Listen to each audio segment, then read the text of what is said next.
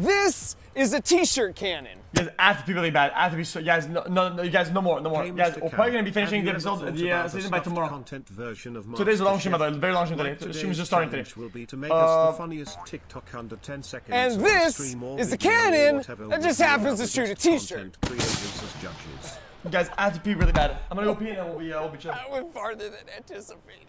But to understand the convoluted path for how I ended up here, and eventually right here, and who the heck this kid is, we've got to first go back a few months, because that's when I was hanging out with my friend who had an odd request. Explain what it is you're looking for from me. Well, my dream is the world's most powerful t-shirt cannon. A t-shirt cannon that could possibly kill. Now, to be fair, his request sort of did make sense, given he had a college football bowl game named after him, and he didn't want to disappoint the fans. And I didn't want to disappoint a friend, so my first thought was to save myself a lot of time on the design by just shooting a t-shirt from an actual cannon. But to do that, I would need to answer one key question. Just how powerful is a real cannon? And we're about to find out. 6 ounces of black powder behind a t-shirt in an actual Civil War cannon. Let's see what the heck happens. This is science. And while we load that in, let's review the simple mechanics of how a cannon works. Basically, the gunpowder goes here, cannonball goes here. Then you light the gunpowder and it turns into a gas and expands very quickly. And then the gases are like, dude, it's suddenly way too crowded in this small space for us. We gotta get out of here. And because all these walls are way too strong, the best option is down the barrel. And since the ball happens to be in the way, it gets pushed along for the ride with all the escaping gas. They just told me to keep my mouth open. I don't know why. Oh! Guys, Buddha's in jail in RP, so can't do VR. I'm not sure the Jimmy Kimmel Bowl is gonna allow me to fire these into the crowd. I might have to pivot. So obviously an actual cannon was way too powerful, but to understand by just how much, it was time for the most on-brand measurement device I know, the watermellometer. It's watermelon time.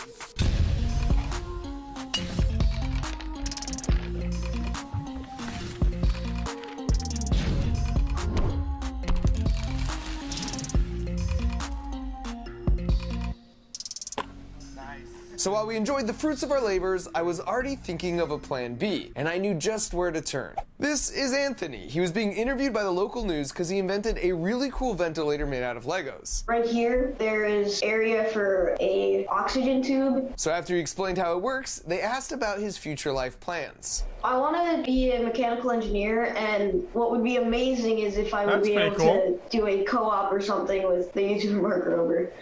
With who? The YouTuber Mark Rober. Oh, he's my favorite YouTuber, so yeah, good luck. Well, clearly only one of these three was going to be my future boss, so I tracked him down, and his parents told him one more local news station wanted to talk about his build. What's up, Anthony? I have an engineering challenge that I need some help on. Are you my guy? Yeah, sure, yeah. You know, have you ever seen in a game they have like t-shirt cannons? Yeah. I thought it would be cool to make the world's largest, most powerful t-shirt cannon for like a local high school game here. And this was a bit of a white lie. My real plan was to get Anthony to design it for me, then he would attend what he thought was an ordinary football game, then I would surprise him by showing up and telling him it was time to fire his creation in front of 50,000 people. But first I needed his idea, so we started riffing on how we could design this thing. This back section we could kind of film. And then you have a giant pressure tank back here. It'd be funny if, I don't know, there was like a chariot beside it that held like a giant air tank in it. So that, maybe in like that, we could hide it or something, right? Yeah. That's kinda All cool. right, pal. It's really great to meet you. Oh, he's got a I'll cool talk to you soon, okay? Okay. We got the same chair? And now that I knew what Anthony had in mind, all we needed was a 10-second build montage to make the thing.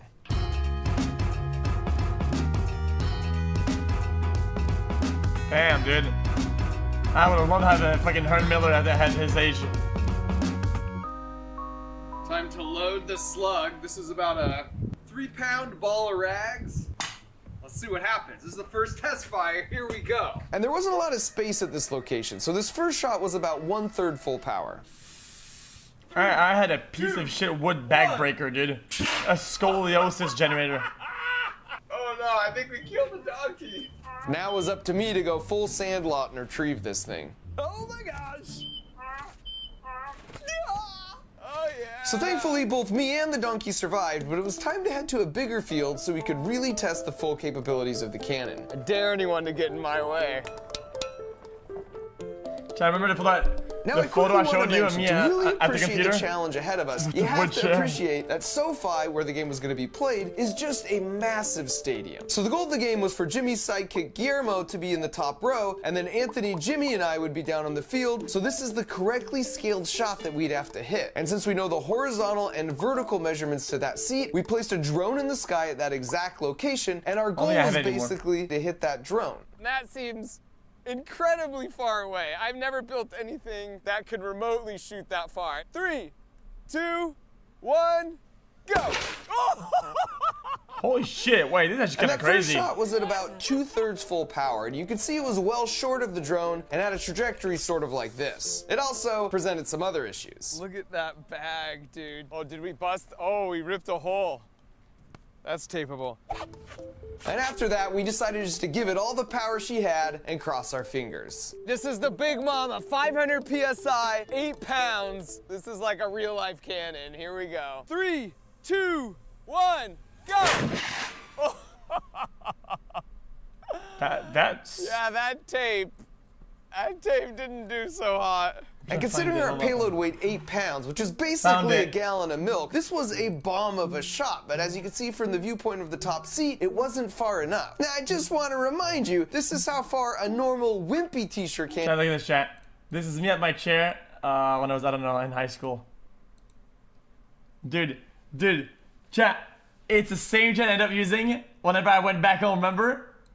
Dude, that's the scoliosis generator. Holy fuck, dude. Dude, I had back pain for a month using it. And it shoots 1 shirt, whereas our cannon was shooting the equivalent weight of 25 shirts at this trajectory, and yet it still wasn't going to cut it. And so we stayed there the whole day, and there were a bunch more tests I won't bore you with, but the punchline was that no matter what we tried, we couldn't make it to Guillermo in the top row. So I had to call Anthony to give him the bad news and try and figure out what to do next. What's up, Anthony? How's it going, buddy? It's been going really good. And lucky for me, he'd been hard at work. Yeah, really busy. Damn, so we got look at that. And for the first issue of the bag ripping, 10 years later, we replace our canvas bag with something stronger. Kevlar. He had another suggestion to protect our bag, though. Something to produce drag, like a parachute. And then he went on to tell me how he'd anticipated this would be an issue, which is why he'd spent the last 2 weeks designing, building, and testing a system that could release a parachute after a prescribed time delay, and that's when I realized he would be my boss sooner than I first anticipated. Next, he told me 3 modifications to make it shoot farther, but before I tell you how he was exactly right, we need to review how the t-shirt cannon actually works. So it's the exact same principle as the real cannon, but instead of using gunpowder to make an explosion to make it all super crowded with gas, you take a high-pressure tank like this and put some of that high-pressure air into this accumulator tank. And then once again, all the gas in that tank is like, it's way too crowded, we gotta get out of here. So when you open this valve, it's a mad dash down the barrel, and the t-shirt just happens to be in the way, so it goes for the ride just like the cannonball. And this is the same principle as shooting a spitball with a straw. It's the same principle that powered my Nerf gun, my Super Soaker, and pretty much any system that uses air to launch stuff. So his first suggestion was a bigger tank, and this makes sense because it would sustain the force on the t-shirt instead of like with a small tank where you just get a brief poof. Chat, why not use the entire first tank as the accumulator and the reservoir and just go.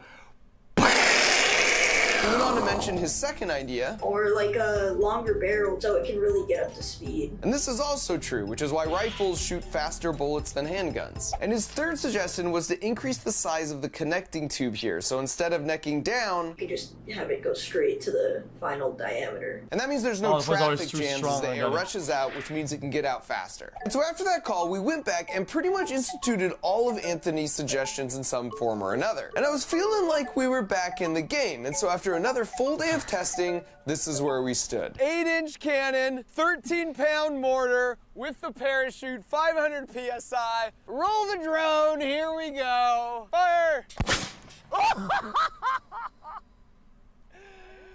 Parachute! The big bomb! We basically shot nearly 2 gallons of milk over a 30-story building, and it traveled for 2.5 football fields, which put us way beyond the Guillermo spot. Plus, Anthony's parachute system kicked in at just the right moment, so his Kevlar bag landed in pristine shape. And by the way, You might be wondering what's in this massive bag. Well, the world's largest t-shirt cannon naturally should shoot the world's largest t-shirt. Probably, I haven't looked it up, but this has got to be the world's largest. Look at this thing. So the next step is to actually head to SoFi and show this to the lawyers and see if they'll let us shoot it. And right off the bat, the lawyers were like, yeah, you're gonna have to use the smaller barrel and payload. 'Cause of like safety or something, I don't know. The goal is to bomb a t-shirt from right here, literally, to the very last seat in the nosebleed section of the stadium. Thanks to Anthony's work, never again will the fine folks in the nosebleed section be robbed of an amazing t-shirt. So we decided to start at 1/3 power in an attempt to shoot a shot like this, and then we could work our way up. But that is not what happened. Oh my gosh! Where did it go? Anthony, what have you done? Out of the park, baby! And not being sure if that was a fluke or not, we tried the same power level again, and this time we dude perfected the crud out of it. Oh! Yeah! With a bank shot off the roof. The bank shot, baby! And after that, we decided it was prudent to reduce the power further to 1/4 full pressure, which was killing me, because if they would have let us open that to full, based off our previous test, we could have Uncle Rico'd it from this end zone out the stadium and well into the parking lot. But, you know, lawyers. Let's have it! And so this was our third and final shot at that reduced 25% full pressure.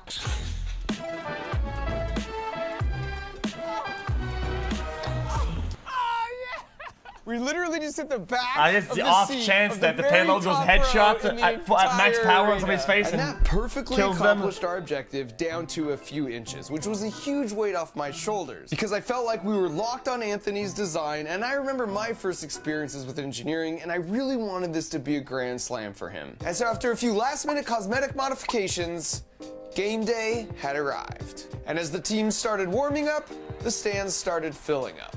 Okay, we just received word Anthony is on the premises, but he's not in his seat yet, so it's time for me to go incognito. And to do that, I needed a prop borrowed from my buddy Adam Savage. It's a beard, but it's like glasses. Friggin' beard glasses. Pretty cool.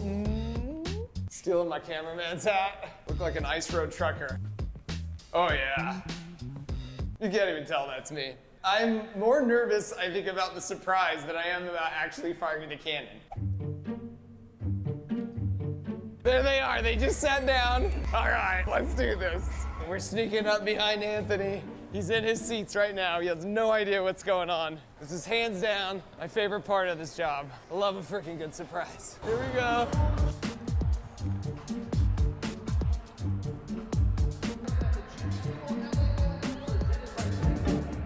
Do you like football? Okay.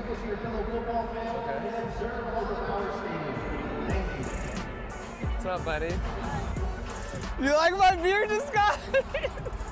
I heard you were here, so I decided to come down and say hi. I am... Awesome. Look, I'm shaking just as much. So, I've got to be honest. You know that cannon we've been designing? We designed it for this game. And at halftime, you're going to go out with me and Jimmy Kimmel, and we're going to fire it in front of 50,000 people. And then the teams came back out on the field, and the game began. And as the quarter progressed, the anticipation was building. You got anything else planned for us? And so with halftime just around the corner, we went to check out his creation. What do you think, buddy? That looks amazing. And I had to explain that because of his help, we couldn't go more than 25% full power. We could crank it all the way up to 550, but that's how you bomb it out of the stadium. That's how you break a window. Yeah, that'll break a window. I'm really excited. You excited? Me too. Are you nervous? Yeah, definitely. I like Jimmy Kimmel more than Jimmy Fallon. All right, buddy. He just feels funnier, more like real than Fallon. Don't think about the 50,000 people watching, okay? Just don't think about that. They're not the same, I don't think. And then it was go time. Mark Rober, who is a former NASA engineer, he built a very powerful t-shirt cannon. You want to show it to us, Mark? Yeah, that's right. With my buddy Anthony. Not by a big margin, though, relax. I just built the thing. You think this is going to work, Anthony? Yeah, I definitely think so, but maybe not. And there's Anthony already qualifying his statements like a true engineer. We do not want to fire it directly into this section. Do not kill anyone, That would We are one gonna tap be somebody the for first sure. bowl game to put a T-shirt on the moon. Okay, here we go. 3, 2, it's gonna be loud. Cover your ears. 1.